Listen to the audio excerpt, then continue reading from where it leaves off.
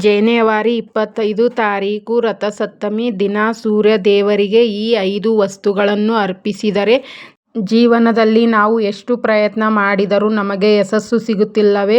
ಆರೋಗ್ಯದ ಸಮಸ್ಯೆ ಹೆಚ್ಚಾಗುತ್ತಿದೆ, ಹಣ ಕೈಯಲ್ಲಿ ಬಂದರೂ ನಿಲ್ಲುತ್ತಿಲ್ಲವೇ? ಇದಕ್ಕೆಲ್ಲ ಕಾರಣ ಒಂದೇ, ನಮ್ಮ ಜಾತಕದಲ್ಲಿ ಸೂರ್ಯ ದುರ್ಬಲ ಆಗಬಹುದು. ಶಾಸ್ತ್ರಗಳಲ್ಲಿ ಹೇಳುವ ಒಂದು ಸತ್ಯ ಏನು ಗೊತ್ತಾ? ವರ್ಷದಲ್ಲಿ ಕೇವಲ ಒಂದು ದಿನ ಮಾತ್ರ ಸೂರ್ಯದೇವರು ಭೂಮಿಗೆ ಅತ್ಯಂತ ಸಮೀಪದಲ್ಲಿರುತ್ತಾರೆ. ರಥಸಪ್ತಮಿ ದಿನ ಮಾಡಿದ ಒಂದು ಸಣ್ಣ ಪೂಜೆ 1000 ಪಟ್ಟು ಹೆಚ್ಚು ಫಲ ಕೊಡುತ್ತದೆ. ಪ್ರತಿಯೊಬ್ಬರ ಜೀವನದ ಕಷ್ಟ ಸಮಸ್ಯೆಗಳು ದೂರ ಮಾಡುತ್ತಾನೆ.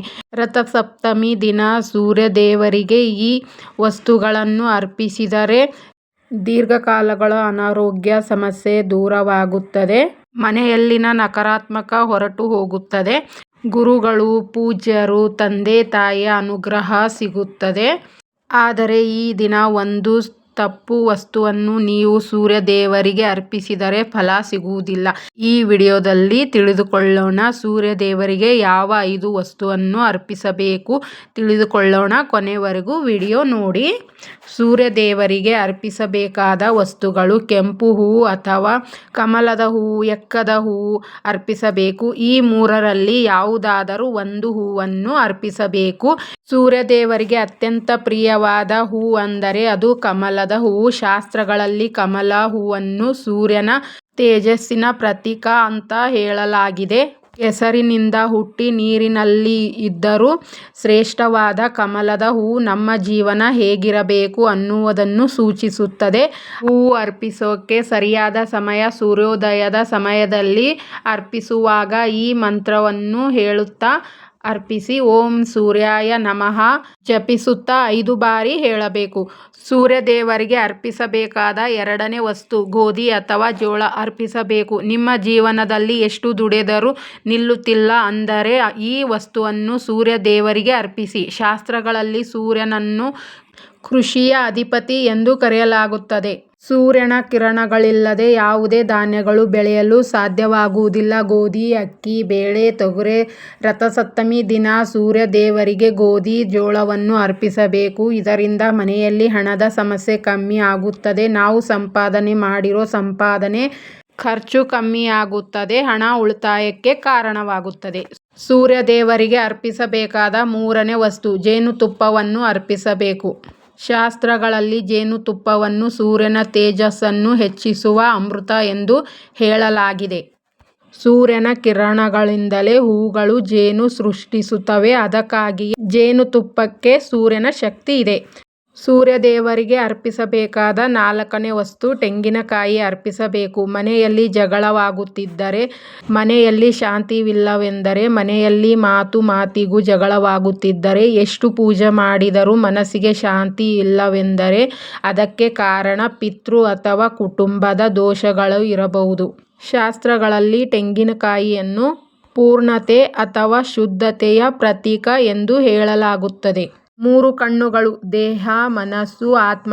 ಈ 3ನ್ನು ದೇವರಿಗೆ ಅರ್ಪಿಸುವ ಸಂಕೇತ. ತೆಂಗಿನಕಾಯಿ ಕುಟುಂಬದ ಶಾಂತಿ. ರಥಸಪ್ತಮಿ ದಿನ ಸೂರ್ಯ ದೇವರಿಗೆ ಅರ್ಪಿಸಿದರೆ ಕುಟುಂಬದಲ್ಲಿರುವ ಜಗಳಗಳು ಕಮ್ಮಿ ಆಗುತ್ತವೆ. ಮನೆಯಲ್ಲಿ ಧನ ಆರೋಗ್ಯ ವೃದ್ಧಿಸುತ್ತದೆ.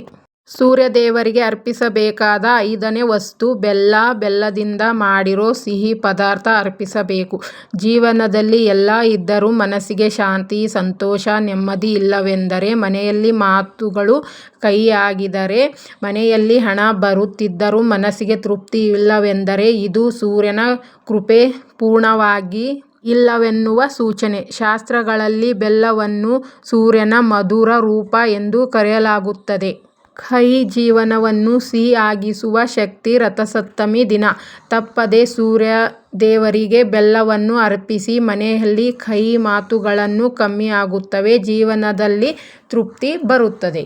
ತುಂಬ ಜನರು ಈ ದಿನ ಮಾಡುವ ತಪ್ಪುಗಳು ಯಾವುದೆಂದರೆ, ಎಷ್ಟೋ ಜನರು ರಥಸಪ್ತಮಿ ದಿನ ಪೂಜೆ ಮಾಡುತ್ತಾರೆ, ಆದರೆ ಫಲ ದೊರೆಯುವುದಿಲ್ಲ. ಕಾರಣ ಈ 5 ತಪ್ಪುಗಳನ್ನು ಮಾಡುತ್ತಾರೆ. ಈ ದಿನ ಪೂಜೆ ಮಾಡುವಾಗ ಪ್ಲಾಸ್ಟಿಕ್ ಪಾತ್ರೆಯನ್ನು ಬಳಸಬಾರದು. ತಾಮ್ರದ ಪಾತ್ರೆ ಮಾತ್ರ ಬಳಸಬೇಕು. ಸಂಜೆ ಅಥವಾ ಮಧ್ಯಾಹ್ನ ಸಮಯದಲ್ಲಿ ಅರ್ಘ್ಯ ನೀಡುವುದು ತಪ್ಪು. ಸೂರ್ಯೋದಯವೇ ಶ್ರೇಷ್ಠ ಕಾಲ. ಬೆಳಗ್ಗೆ ಸಮಯದಲ್ಲಿ ಮಾತ್ರ ಅರ್ಪಿಸಿ. ಕಪ್ಪು ಬಣ್ಣದ ಬಟ್ಟೆ, ಕಪ್ಪು ಬಣ್ಣದ ವಸ್ತುವನ್ನು ಬಳಸುವುದು. ಕಪ್ಪು ಬಣ್ಣ ಶನಿಯ ತತ್ವ. ಈ ದಿನ ಬಳಸಬೇಕಾದ ಬಟ್ಟೆ ವಸ್ತುಗಳು ಕೆಂಪು ಮತ್ತು ಕೇಸರಿ ಮಾತ್ರ ಬಳಸಬೇಕು. ಮನಸ್ಸಿನಲ್ಲಿ ಕೋಪ, ಅಹಂಕಾರ ಇಟ್ಟುಕೊಂಡು ಪೂಜೆ ಮಾಡಬೇಡಿ. ಸೂರ್ಯದೇವರಿಗೆ ಅಹಂಕಾರ ಸಹಿಸುವುದಿಲ್ಲ. ಈ ದಿನ ಶಾಂತ ಮನಸ್ಸಿಂದ ಇರಬೇಕು. ದಾನ ಮಾಡಿದ ಮೇಲೆ ಪಶ್ಚಾತ್ತಾಪ ಪಡಬೇಡಿ. ದಾನ ಫಲ ಸಿಗುವುದಿಲ್ಲ. ದಾನ ಸಂತೋಷದಿಂದ ಮಾಡಬೇಕು, ಪಶ್ಚಾತ್ತಾಪದಿಂದಲ್ಲ. ರಥಸಪ್ತಮಿ ವರ್ಷದಲ್ಲಿ ಒಂದೇ ದಿನ ಬರುವುದು ಮಹಾ ಪವಿತ್ರ ದಿನ. ಈ ದಿನ ಸೂರ್ಯದೇವರಿಗೆ ಭಕ್ತಿಯಿಂದ ಪೂಜೆ ಮಾಡಿ. ನಿಮ್ಮೆಲ್ಲರ ಜೀವನದಲ್ಲೂ ಆರೋಗ್ಯ, ಧನ, ಧಾನ್ಯ, ನೆಮ್ಮದಿ, ಸಂತೋಷ, ಶಾಂತಿ ಎಲ್ಲವನ್ನೂ ಒಟ್ಟಿಗೆ ವೃದ್ಧಿಸುತ್ತದೆ. ರಥಸಪ್ತಮಿ ದಿನ ಈ 5 ವಸ್ತುಗಳನ್ನು ಸೂರ್ಯ ಮನಸ್ಸಿನಲ್ಲಿ ಶ್ರದ್ಧೆ, ಭಕ್ತಿಯಿಂದ ಪೂಜೆ ಮಾಡಿ. ಸೂರ್ಯದೇವರ ಅನುಗ್ರಹ ದೊರೆಯುತ್ತದೆ. ಸೂರ್ಯೋದಯದ ಸಮಯದಲ್ಲಿ ಈ 5 ವಸ್ತುವನ್ನು ಅರ್ಪಿಸಿ. ಓಂ ಸೂರ್ಯಾಯ ನಮಃ ಮಂತ್ರವನ್ನು ಹೇಳಿ ವಸ್ತುವನ್ನು ಅರ್ಪಿಸುವಾಗ. ರಥಸಪ್ತಮಿಯ ಮಾಹಿತಿ ನಿಮಗೆಲ್ಲ ಸ್ವಲ್ಪನಾದರೂ ಉಪಯೋಗಕರ ಅನಿಸಿದರೆ ಲೈಕ್ ಮಾಡಿ, ಶೇರ್ ಮಾಡಿ, ಕಮೆಂಟ್ಸ್ ಮಾಡಿ. ಧನ್ಯವಾದಗಳು. ದೇವರು ಎಲ್ಲರಿಗೂ ಒಳ್ಳೆಯದು ಮಾಡಲಿ. Thank you.